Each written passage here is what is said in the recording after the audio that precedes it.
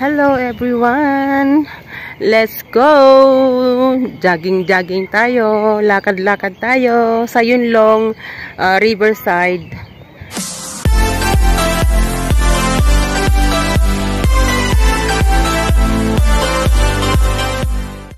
Ito yung mga may private silang mga fish pond, may lake.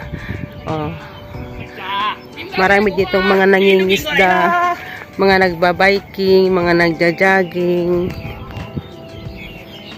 Yung mga gusto magpa-sexy, dito sila tumatakbo. Pabalik-balik. Ang sarap ng ang sarap ng hangin. Preskong hangin. Presko. Ito na yung ito yung river na halos natutuyo na rin, naubos na rin ng naging naubos na yung water ba. Pero marami nang isda dito, nagbibingwit ba, namimingwit ng isda. Ganda. Ang gandang mag-relax dito. Relaxing. Uupo ka lang dito. Tapos dala ka ng merienda, pagkain mo. Tapos uwi ka na lang pag gabi na. Maraming mga naglalakad-lakad dito, mga namamasyal, mga nagbabiking. Ayan, minsan dito rin ako napupunta lagi pag hindi ako lumalabas ng Sunday. Malapit lang sa amin ito. Dito. Minsan ko gusto ko ring magbawas ng timbang. Dito ako pumupunta. Pero ang masaklap, hindi talaga nababawasan ang timbang ko. Bagkus na nadagdagan pa. Masarap maglakad kasi presko ang hangin. Ito ang paborito kong lugar pag day off na hindi ako lumalabas. Dito lang ako, naglalakad-lakad lang. At least presko ang hangin. Minsan pag naboring din ako, pag tinatamad ako, sa bahay lang din. May sarili naman akong kwarto. May pagkain naman ako doon, may wifi pa. So minsan pinipilit ko na lang talagang mag-stay sa bahay. Ito. Pabalik-balik ka ng 10 beses dito, pwede na. At least nagpawis ka na, pinawisan ka na. Ang tahimik na lugar, matahimik pero ang sarap ng hangin. At saka wala kang naririnig na yung mga maiingay ba. Masarap maglakad-lakad dito.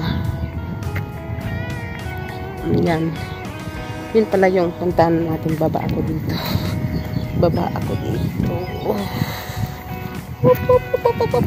Ayan. Masarap maglakad-lakad dito kasi ang sarap ng hangin. Pero pag umulan na, wala na. Ito yung mga junk shop nila o mga tinatapon ng mga sasakyan. Pero ito may private na, hindi ko alam kung kanino pagmamayari. Ito yung sikat siguro o kaya mayaman na Marami namimingwit dito, bali. Dalawang yan. Marami na namimingwit dyan. Kumakain na sila dyan mga namimingwit sila. Namimingwit. Ito. Maraming mga naglalakad-lakad, nagja-jogging. Yan, doon hanggang doon. Pwede kang maglakad-lakad hanggang gusto mo. Ito pala yung ito.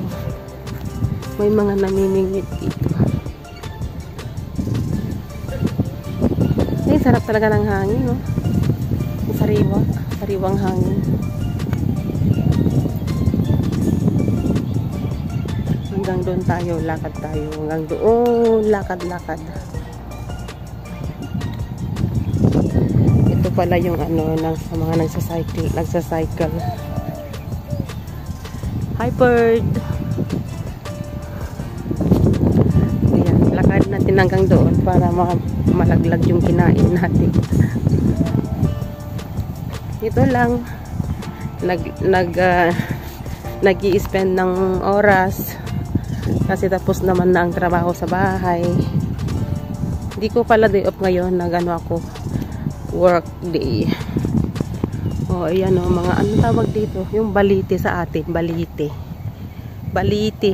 ba tawag dyan? Oo, maliit na balite. Pero sa Pinas kasi sa atin, di ba yung mga balite, yung mga malalaki ang ano. Ito maliliit lang siya. Oh. Pero balite, ito balite. Ang sarap ng hangin. Kung uupo ka lang dito ng matagal, Diyos ko, aantukin ka, makakatulog ka. Sarap ng hangin. Oh. Okay.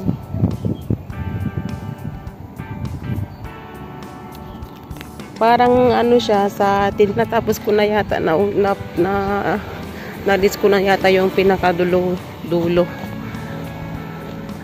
Oo nga. O ano naman kaya puno ito? Yan. Dito yung ano mga nagbabike at mga nagja-jogging. Tingnan ko nga kung maglalakad ako ng ano, maabot ko yung 15 minutes na lakad. Diretso walang pahinga. Oh, ito na pala yung end of the jogging. Lalabas na ako dito. Punta ako sa highway. Yan. Yung mga bike. Ang maganda dito, pwede kang ano, magdala ng pagkain mo. Uupo ka lang dito, kakain. Mag-i-spend ng time. Ang layo ko na. Oh, yan na yung ano, bridge na yun lang. Hiningal na ako. Oh, balite to. Pero ang sarap talaga ng ano, fresh air. Ayan, river. Dati ito noong 2012, 2015 I think. Malaki ang tubig dito, malalim.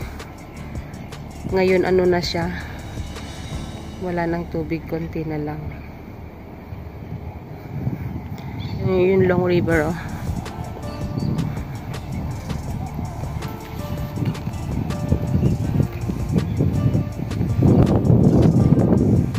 River.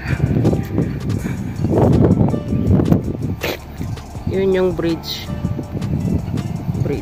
Yun bridge.